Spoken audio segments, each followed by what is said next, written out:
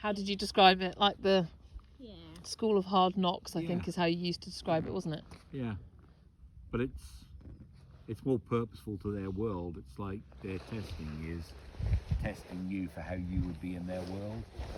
You know what I mean? What you're going to have to face, can you cope with it? Yeah. And it's not all about kind of, you have to shape yourself to them. There's part of that that'll go, okay, he can't take that or she can't take that as much. And it's exactly the same way that you see in your dogs. Like if you've got multiple people or different sized dogs, Yeah. so to speak, in your family, you see that the dogs will very quickly adjust once they've had that interaction.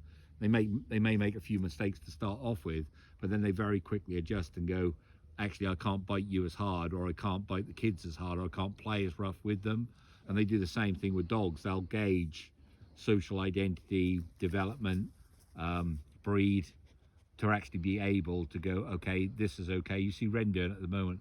She'll flip from playing with Laddie now to playing with the little sausage dog in a second.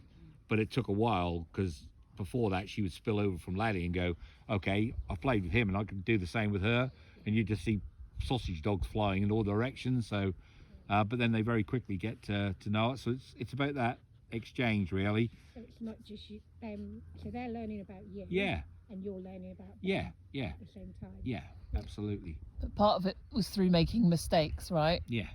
And Oh, part God, of it yeah. was through observing the way that they talk to each other. So Well, it's a bit of both, I guess, isn't it? It's trial and error, but also observation of them with each other. Yeah, but it is learning from them to be a part of their world. But in doing so, you also have to keep a part of you, because that's what you are. That's what you do. That's why you're there. So it's not, you transfer over to their world and be completely like them. You still have to show them your limitations. There are differences to the way that you can act with me, Yeah. the way that you act with them. Well, you couldn't possibly communicate as one of them, No, could you? We don't have absolutely. the anatomy, we don't No. have the ears, we don't have the scent. No, I remember like on the food, I would do that, like almost like being in a prison. Like when you're covering your food, you would have to do that because you didn't have the ears to be able to do it. So you'd have to go completely over it.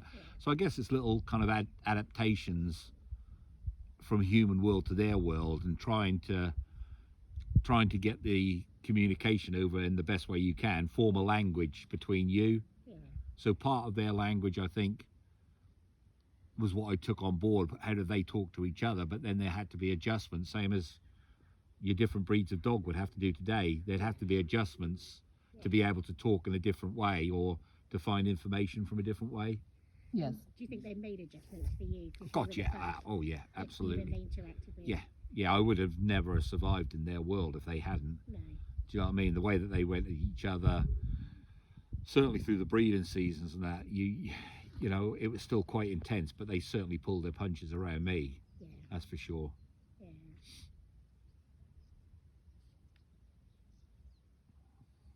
How did you do with your nervous system initially? Because you must have been.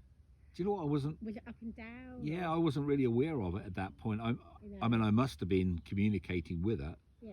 but I wasn't aware of it like I am today. If I'm back out there now, knowing what I know now, it would be a very different ball game for me. Yeah. But I guess you just worked on the instinct of that, which is, it must have been talking to them. Yes. Theirs must have been talking to me. I must have been talking to them. Yeah. But you weren't really aware of it. It was just something that I think I described to Kim on a few occasions.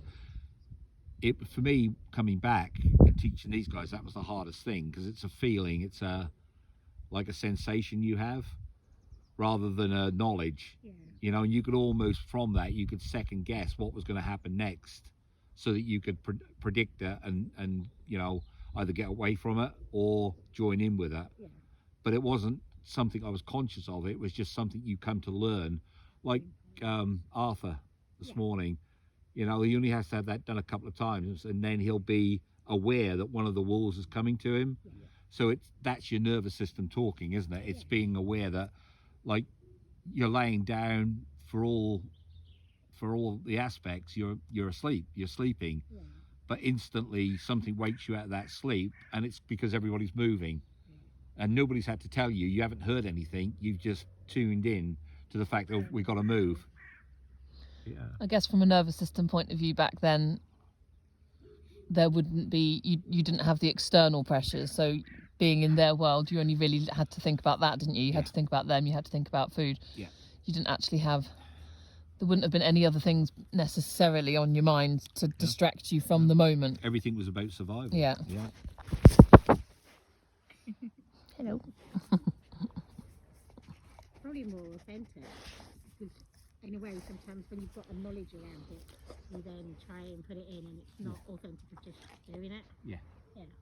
Yeah, and I think, you know, what made it different was the fact that, you know, most people in an animal world will go in and go, I want them to be like me, you know, I want them to humanize. We do it with all the animals that we have in our care.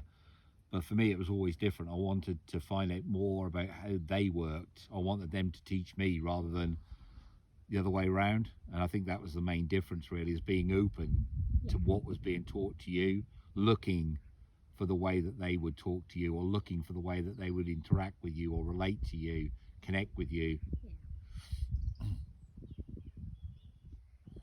I suppose that's something you've always done, isn't it, around animals really, rather than, Yeah.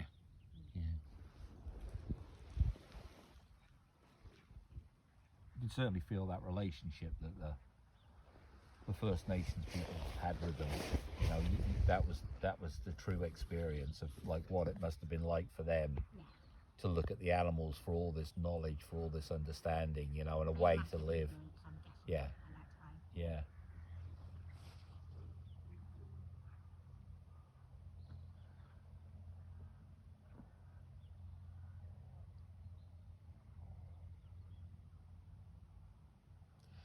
Everyone's quite chill today.